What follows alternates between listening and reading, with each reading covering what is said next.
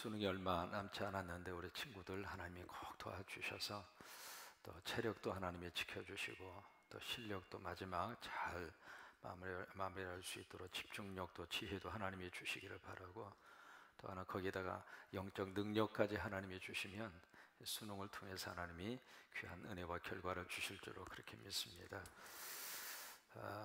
이스라엘 백성이 이제 출애굽의 여정을 라암셋이라고 하는 장소에서 이제 시작을 하게 됐죠.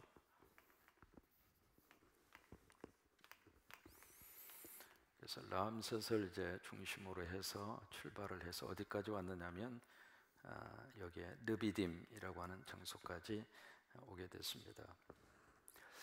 라암셋을 출발을 해서 이 르비딤이라고 하는 장소에 오기까지 얼마가 걸렸느냐면 3개월이 걸렸습니다.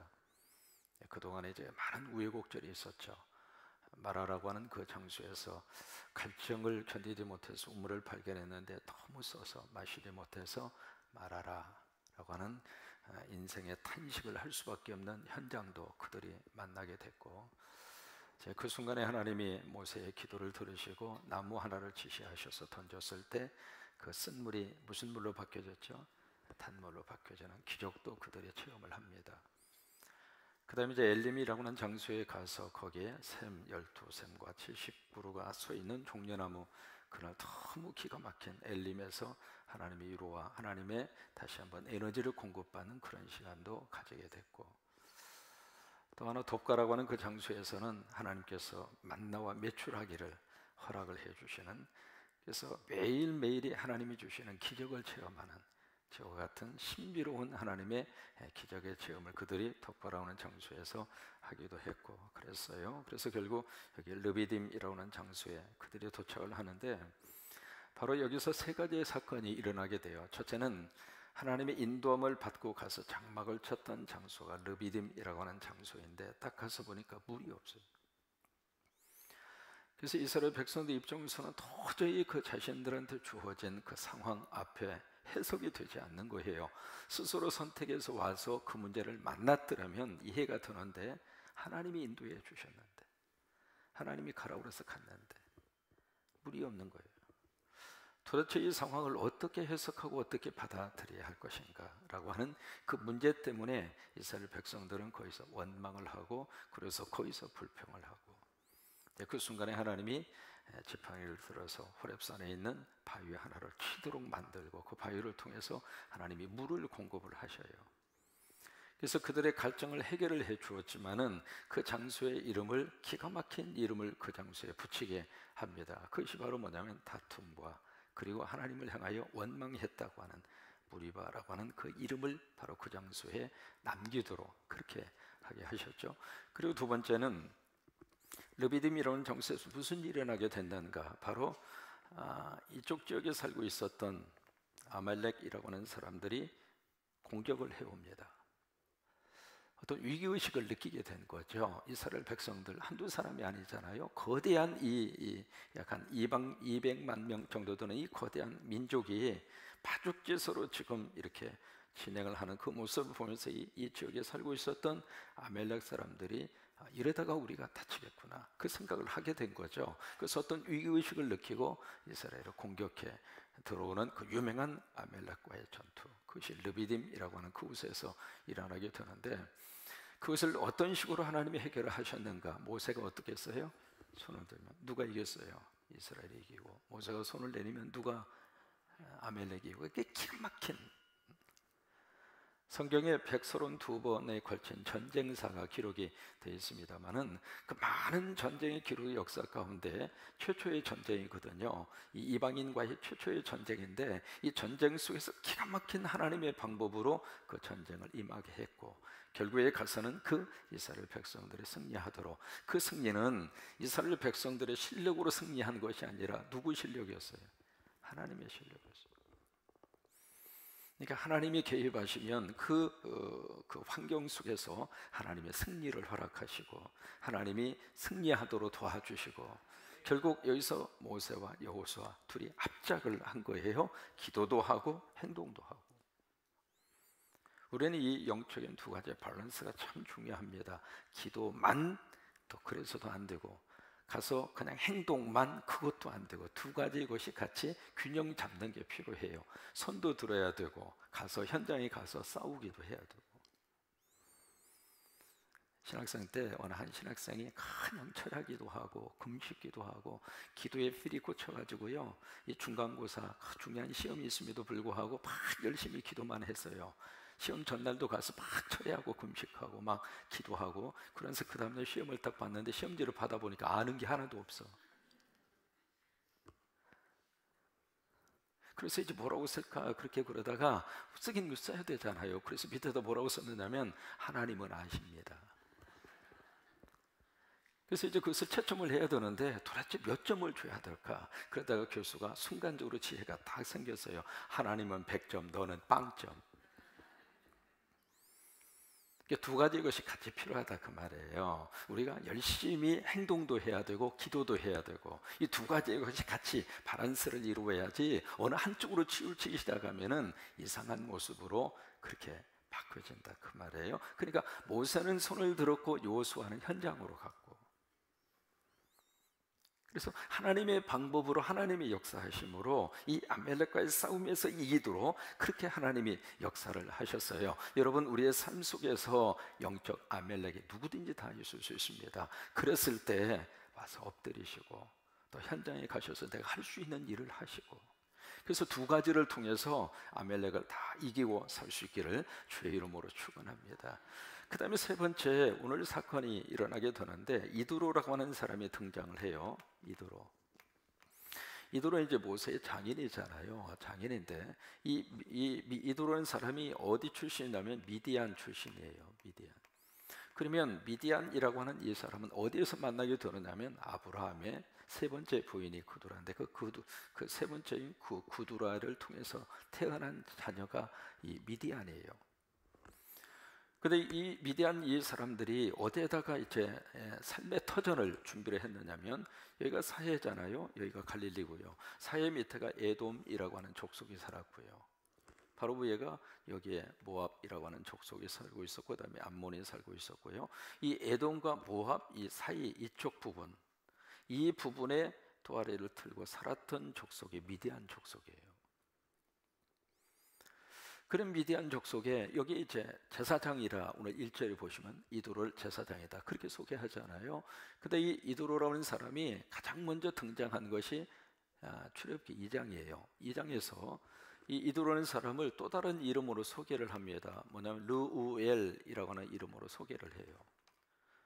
사사기에 가서 보시면은 이 이도로 르우엘이라는 사람을 호밥이라고 하는 사람으로도 다시 한번 이렇게 명칭이 바뀌어지는데, 이 르우엘이라고 하는 이름의 뜻이 참 재미있는 뜻을 가지고 있습니다. 성경에 엘이라고 하는 단어가 나왔을 때는 하나님이라고 하는 뜻이에요. 루라고 하는 것은 친구라고 하는 뜻이에요. 그러니까 르우엘이라고 하는 말의 뜻은 하나님의 친구다, 신의 친구다라고 하는 그런 뜻을 가지고 있거든요. 그러니까 제사장이면서도 이런 이름을 가지고 있을 정도로 이 이도로나 르우엘이나 같은 사람이에요. 같은 사람, 동명이인이에요. 한 사람인데 이름이 두 가지였다 그 말이에요. 그러니까 제사장이면서도 하나님의 친구, 신의 친구라고 하는 이름을 가질 정도로 이드로라는 사람은 이 미디안 족속의 그 사회에서 리더자였다 이 말이에요. 그러면 이분이 왜 갑자기 오늘 이 출애굽기 18장에서 등장을 했을까? 오늘 이제 기록되고 나타난 것은 이제 그 다음에 해석이 됩니다만은, 또 하나 이 이드로라는 사람이 미디안의 족속인 이 사람이 그 순간에 나타난 이유가 있습니다. 그것은 성경에 나타나 있지 않습니다만은 우리가 배경 속에서 뭘 읽어낼 수 있느냐면, 아멜렉이 이스라엘과의 싸움에서 졌잖아요. 그 소식을 미디안 이 사람들도 들었을 거란 말이에요. 그러면 이스라엘 백성들이 분명히 미디안과의 충돌의 가능성이 있을까요, 없을까요? 100% 있어요. 그래서 이 이도로는 자기의 사위 모세를 향하여 찾아온 목적 중에 하나가 이 미디안과 이스라엘 백성들과의 어떤 충돌이 사전에 미연에 방지가 되도록. 그래서 이제 이 미디안과 이스라엘 백성이 출애굽의 과정 속에서 미디안과의 충돌은 일어나지 않습니다. 그 일을 해낸 사람이 누구냐면 이 이도로라고 하는 사람.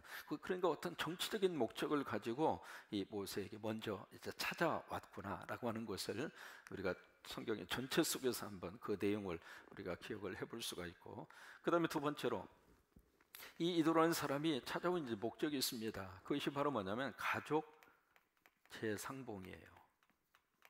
이것이 두 번째 목적이에요. 그런데 여기 모세의 부인 이름이 나오잖아요. 시보라. 그리고 두 아들을 데리고 지금 왔어요. 왔는데 지금 그 모세의 부인, 그러니까 이도로 입장에서는 딸이죠. 딸하고 손주를 데리고 지금 온 건데, 출애굽기 2장에 보시면은요, 모세가 이 애굽으로 가면서 거기 자기 부인하고 두 아들을 데리고 갑니다. 근데 언제부턴가 이 자기 부인하고 두 아들이 자기 장인 집으로 가버린 거예요. 그래서 어느 정도 이제 시간이 좀 흘렀겠죠. 흘러서 이제는 이 사유가 여기 르비딤이라고 하는 장소에 있다고 하는 소식을 듣고 장인이 자기 딸하고 손주를 데리고 모세에게 찾아온 거예요. 가족 다시 결합시킨 거예요. 다시. 그러니까 무슨 이유에서 이 가족이 다시 또 그 아버지의 집으로 돌아가는가, 그 이유는 성경이 설명하고 있지 않아요. 어쨌든 간에 같이 출애굽을 위해서 애굽으로 갔다가 무슨 이유에든지 이 가족이 다시 떨어졌다가 다시 출애굽기 여기 오늘 본문에서 다시 만난 거예요. 여러분, 가족은 말이죠, 힘들어도 같이 살아야 가족이에요. 우리 이제 한국 부모님들의 교육열이 대단합니다. 유대인 못지않는 교육열, 전 세계에서 1등입니다. 자식을 위해서라면 희생할 수 있는, 심지어 자신의 모든 것까지 희생할 정도의 마음과 자세를 가지고 있는 분들이 한국 부모님들입니다. 자녀 양육을 위해서, 자녀가 잘 되기를 위해서 기러기 가족, 이거요 독특한 민족성입니다. 그것은 부부의 가장 소중한 그 관계를 희생하는 거예요.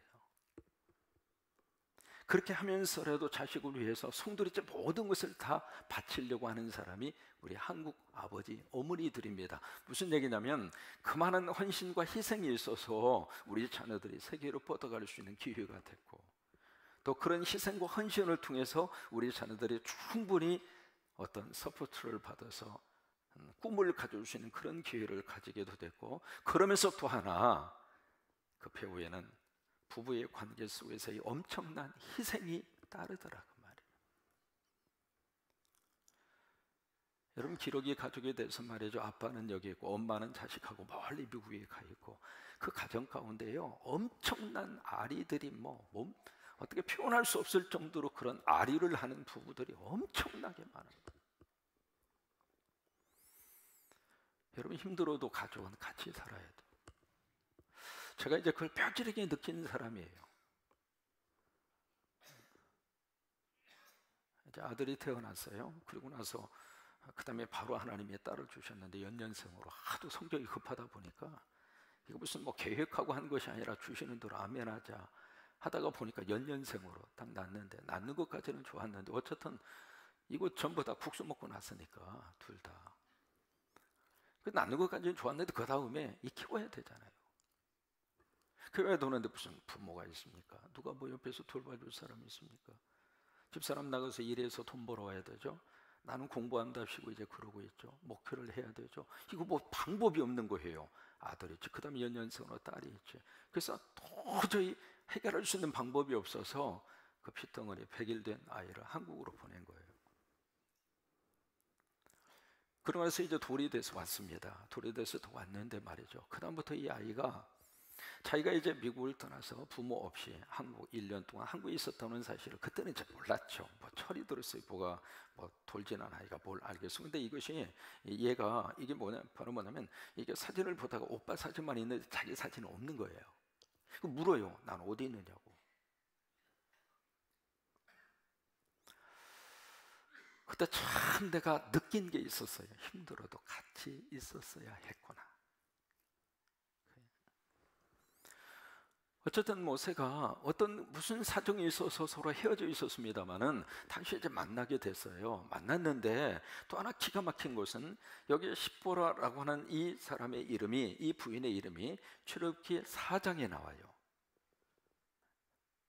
애굽으로 가는 과정 속에서 하나님의 사자가 모세를 죽이려고 그래요. 그러니까 십보라가 돌을 가지고 자기 아들의 할례를 해요.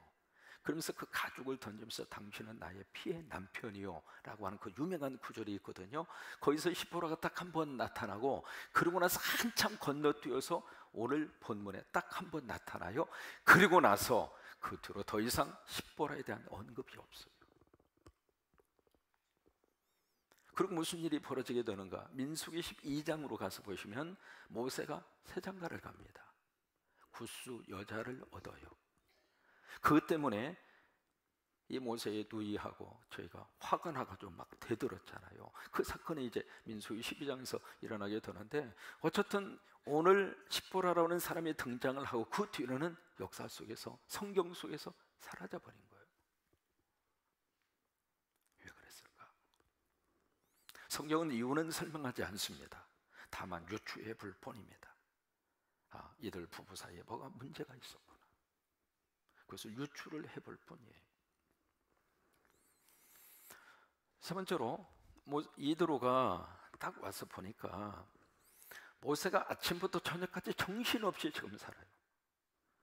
옆에서 이렇게 가만히 보니까 기가 막히게 살고 있는 거예요. 살고 있는데 그 전에 이 가족 상봉을 통해서 이드로와 모세가 이제 사유하고 장인이 만났잖아요. 그래서 이 사유가 그동안에 있었던 이야기를 쭉 이야기를 해요. 이야기를 하는데 그 말을 딱 듣고 이드로가 기가 막힌 여기에 고백을 여기서 이제 오늘 본문에서 하고 있습니다. 이 내용이 너무 귀한 의미를 가지고 있는 그런 내용이거든요. 여기 10절에 보시면 9절부터 보실까요? 이드로가 여호와께서 이스라엘에게 큰 은혜를 베푸사 애굽 사람의 손에서 구원하심을 기뻐하여 이드로가 이르되 여호와를 어떻게 하리로다. 이게 말이죠, 이방인 최초로 하나님을 찬양하고 하나님에 대한 믿음의 고백을 한 거예요. 이 케이스가. 왜냐하면 미디안 사람은 이방인이잖아요. 유대인이 아니거든, 히브리 사람이 아니거든요. 히브리 사람이 아닌 사람이 이방인으로서 최초로 하나님을 향하여 믿음의 고백과 찬송을 한 사람이 이드로예요. 그래서 9절, 10절에 이드로가 이르되 여호와를 찬송하리로다. 너희를 애굽 사람의 손에서와 바로의 손에서 건져내시고 백성을 애굽의 손에서 손 아래에서 건지셨도다. 이제 내가 알았도다. 여호와는 모든 신보다 어떻게 해요? 그 힘으로 이스라엘에게 교만하게 행하는 그들을 어떻게 하셨도다? 하나님이 최고입니다. 그 고백이에요. 이게 하나님의 백성으로 택함 받은 히브리 사람들, 이스라엘 사람들, 그들의 입술을 통해서 하나님의 최고입니다 라고 하는 그 고백이 나오기 전에 이방인을 통해서 그 고백이 먼저 나옵니다. 이것은 예수님의 사건하고도 같습니다. 예수님 십자가로 돌아가셨을 때 거기서 이제 십자가에서 놀라운 역사들이 막 일어나잖아요. 그리고 나서 막 날이 어두워지고 캄캄해지고 막 지진이 일어나고 막 그런 사건들이 막 일어나잖아요. 일어나는데 마태복음 27장에 보시면은 그 모습을 보고 백부장과 그리고 지키고 있었던 그들입니다. 그 지키고 있었던 사람들이 누구냐면 로마의 군병들이잖아요. 근데 그들의 입술을 통해서 뭐라고 고백을 하게 하시는가? 진실로 하나님의 아들이었도다. 그러니까 이방인의 입술을 통해서 예수가 그리스도라고 하는 것을 고백하게 하는 거예요. 참 기가 막힌 하나님의 역사입니다. 그것이 이 출애굽기에서는 이도로를 통해서, 이방인인 미디안 이도로를 통해서 그 입술의 고백을 하나님이 최고다, 이스라엘의 하나님의 참신이다 라고 하는 고백을 하게 한 거예요. 그러고 나서 이제 모세가 아침부터 저녁까지 계속 재판하는, 가장 중요한 재판, 이게요 200만 명이 살고 있으니까 하루에도 무슨 일이, 어떤 일이 얼마나 많이 발생을 하요. 두 사람 살고 있는 부부지간에도 그냥 막 엄청난 사건들이 일어나잖아요. 뭐 세계사에 비할 바는 안 됩니다만은 두 사람이 사는 그 조그마한 공동체 안에서도요, 백성 두어 명 데리고 살면서도 복잡해요. 뭐 거기에 무슨 헌법을 적용할 필요도 없고, 거기에 무슨 뭐 형법을 적용할 필요도 없고, 어쨌든 조그마한 그 사회 그 구성원 안에서 서로 그냥 이해하고 알콩달콩 살면 얼마나 좋을까. 그렇지 않아도 사는 것 때문에 너무 힘든데, 여러분 경제적인 활동 쉬운 일이 아니잖아요.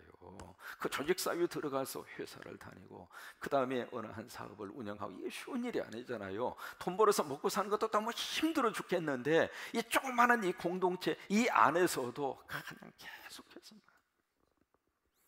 근데 200만 명이라 200만 명이라, 이게 얼마나 많은 복잡한 문제들이 하루에도 수없이 많이 터질 수 있겠어요. 그러니까 이것을 해결할 수 있는 유일한 리더자가 모세밖에 없단 말이에요. 모세에게 계속 찾아오니까 그 모습을 옆에서 지켜 있었던 이도로가 가만히 이렇게 보니까, 야, 이러다 내 사위 제명이 못 살겠구나, 저 사위 완전히 그냥 다 죽겠구나, 그 생각이 든 거죠. 생각이 들어서 이도로가 그렇게 이야기를 합니다. 오늘 본문에 보실까요? 17절에 보시면 모세의 장인이 그 얘기를 해도, 내가 하는 것이 옳지 못하는데 지금 너 지금 잘못하고 있는 거야. 지금 너 혼자 이 모든 것을 감당하고 있는 이 자체가 결코 옳은 일이 아니다, 그 말이에요. 그 말은 무슨 말이냐면, 너 아니면 안 된다고 하는 생각 버려라, 그 말이에요.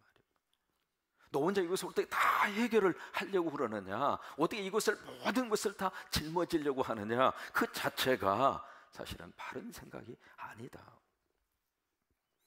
그러면서 18절에 너와 함께한 이 백성이 필경 기력이 쇠하리니, 이 기력이 쇠하리니라고 하는 것을 영어로 번아웃이라고 그래요.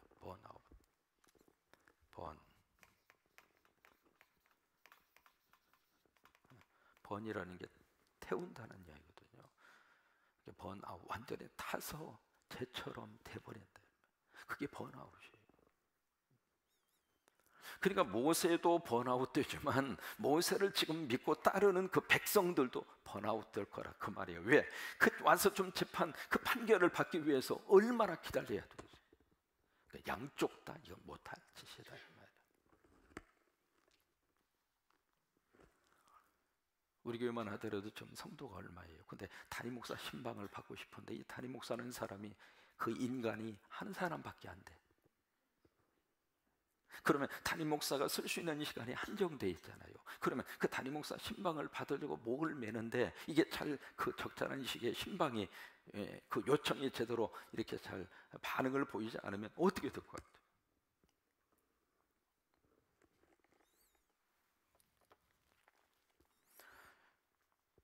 그러면서 18절에 보세요. 이 일이 내게 너무 중함이라 내가 혼자 할 수 없으리라. 도저히 혼자서 감당할 수 없으리라. 그러면서 19절에 이제 내 말을 들어라. 내가 내게 방침을 가르치리니 하나님이 너와 함께 계실지어다. 너는 하나님 앞에서 그 백성을 위해서 그 사건들을 하나님께 가져오며, 그러면서 여기에 21절에 보시면 제안을 해요. 아이디어를 제공을 합니다. 백성 가운데 능력 있는 사람, 그 사람 뽑아라, 이 말이에요. 그 능력 있는 사람이 누구인가? 세 가지 기준을 제시합니다. 첫째로 하나님을 두려워하는 사람, 그 첫 번째입니다.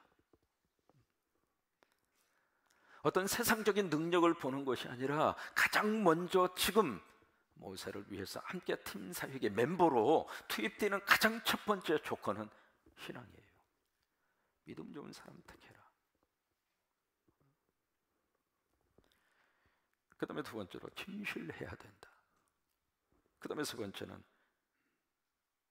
불의한 이익을 미워하는 자, 돈 문제가 깨끗해야 된다. 이 세 가지의 기준을 제시를 하면서 그런 사람을 뽑아라. 그래서 그런 사람을 훈련을 시켜서, 그래서 그 사람을 어떻게 세우는가? 1000부장, 100부장, 50부장, 10부장, 그런 식으로 세우는. 그렇게 해서 팀 사역을 함께 해라, 그 말이에요.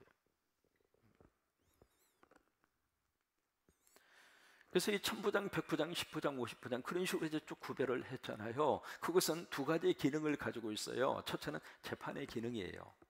그래서 이제 그 문제를 해결할 수 있도록, 그 다음에 두 번째는 군사적인 기능이에요. 그래서 두 가지의 기능을 가지고 이렇게 해서 잘 조직을 해서 모세도 혼자서만 이 일을 다 하려고 하지 말고 서로 역할을 분담해서 팀 미니스트리를 해라 그 말이에요. 팀 사역을 하라 그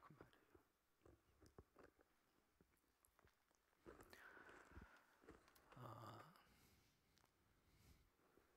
여러분, 우리가 알고 있는 것처럼 사람 인자를 이렇게 보면 이게 사람 인자잖아요.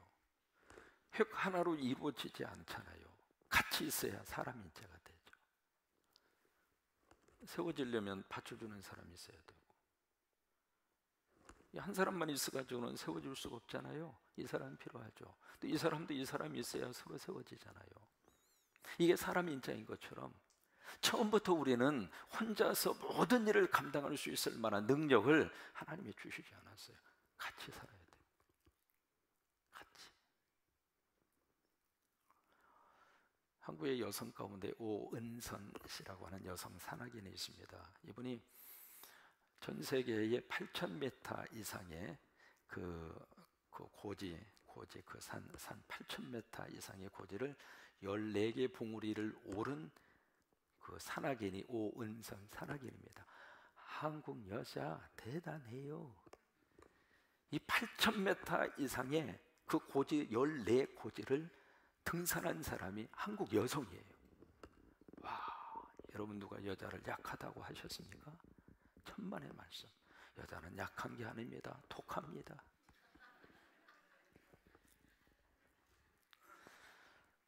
여러분 아시는 것처럼 가장 높은 봉우리가 에베레스트잖아요. 8,848m. 거기를 이제 가장 먼저 오는 사람이 에드워드 힐러리라고 하는 사람이 영국 사람이에요. 에드워드 힐러리. 그 사람은 1940년도에 그 에베레스트 산을 올라가기 위해서 시도를 했는데 시도를 하다가 실패를 했어요. 실패를 하면서 그가 남긴 유명한 말이 있습니다. 에베레스트, 너는 가만히 있어라. 너는 잘하지 않을지라도 나는 잘할 것이다.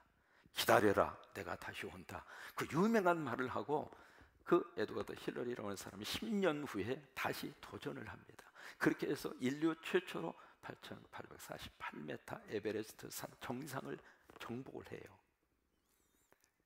내려와서 감격스럽죠. 세계적으로 최초로 올라갔다 온 사람이니까. 그래서 이제 기자회견을 해요. 기자회견을 하는데 이 사람이 자신의 감격, 자신의 막 그런 이야기를 하기 전에 가장 먼저 그 옆에 누구를 세워내냐면 셰파라고 하는 사람. 여러분 셰파라고 하는 사람 들어보셨죠? 옆에서 이제 길을 안내하고 그리고 짐을 들여다주는 셰파라고 하는 그 셰파 텐징 오르가이라고 하는 셰파를 옆에 딱 세워놓고, 그러니까 에드워드 힐러리가 그런 이야기합니다. 이 모든 기쁨과 감사와 축하를 이분에게 드리고 싶다. 뭐냐면 올라갔다가 내려오면서요, 절벽을 내려오는 순간이었어요. 절벽 로프를 메고 절벽을 내려오는 순간에 이 에드워드 힐러리의 사람이 몸을 묶고 있는 이 로프가 끊어진 거예요. 끊어지고 비상 로프마저 놓친 상태인데 그 순간에 셰파 이 텐징 오르가이라는 사람이 자신의 비상 로프를 팍 하고 던져서 이 에드워드 힐러리를 그 붙잡게 만든 거예요. 자기 로프를 던져가지고. 그래서 이 둘이 로프를 같이 묶은 거예요. 묶어가지고 그렇게 해서 그 절벽을 내려온 거예요. 결국 힐러리라는 사람은 누구 때문에 살았는가? 그 텐징 오르가이 그 사람 때문에 산 거예요. 그래서 기자가 물었어요. 그때 당신은 어떻게 그렇게 할 수가 있었습니까? 그때 셰파 텐징 오르가이가 아주 참 감동적인 이야기를 합니다. 어차피 우리는 한 운명으로 묶여져 있잖아요.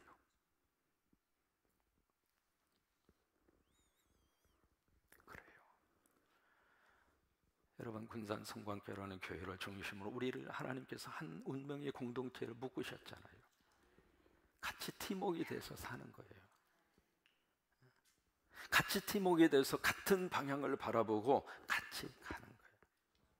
거기를 통해서 하나님이 영광 받으시기를 원하고, 그것을 통해서 하나님의 뜻이 이루어지고, 결국 이 이도로의 이 제안 자체가 이도로를 위해서 제안한 게 아니거든요. 결국 누구를 위해서 이 멋진 제안을 했을까? 결국 하나님의 기가 막힌 그 뜻이 이루어지도록. 교회도 마찬가지입니다. 서로 같이 팀 미니스트리가 돼서 하나님께서 원하시는 일이다 생각하면 뒷짐닥치고 잘하나 한번 보자. 그래 한번 봐. 잘해봐. 그건 아니야.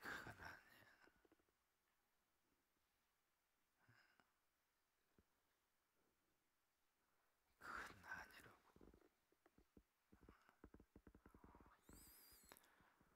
목사가 목회를 하는데 그 목사님께 보면서 같이 기도하면서 하나님의 뜻을 위해서 같이 묻고, 내 생각은 좀 다르다 하더라도 같이 하나님을 위해서 뭔가 해보려고 애를 쓰고 막 그러면서 몸부림을 치고, 그게 한 팀이 된 사람의 생각이지.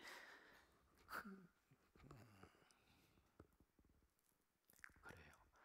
같이 하나님께서 원하시는 그 멋진 역사를 같이 이루어가는 팀 미니스트로 저와 여러분이 같이 하나님 앞에 쓰임받게 되기를 주의 이름으로 축원합니다.